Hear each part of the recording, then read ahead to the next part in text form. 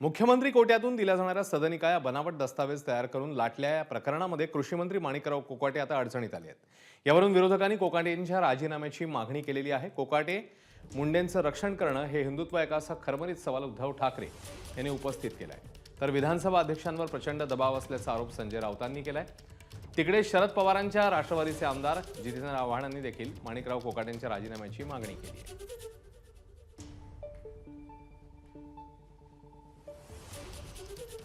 त्यांचं रक्षण करणे हे यांचं हिंदुत्व आहे का?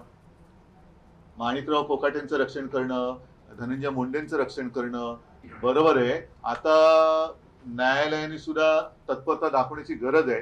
विधानसभेचे अध्यक्ष खोटं बोलत आहेत। विधानसभेच्या अध्यक्षांवर दबाव आहे।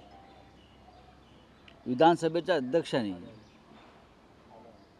हेच विधानसभेचे अध्यक्ष होते जेव्हा सर्वोच्च न्यायालयानं 40 आमदारांच्या अपात्रतेसंदर्भात निर्णय घेण्याची जबाबदारी, निष्पक्षपणे निर्णय घेण्याची जबाबदारी ही याच अध्यक्षांवर टाकली होती। 40 आमदारांना ज्या प्रकारे अभयदान दिलं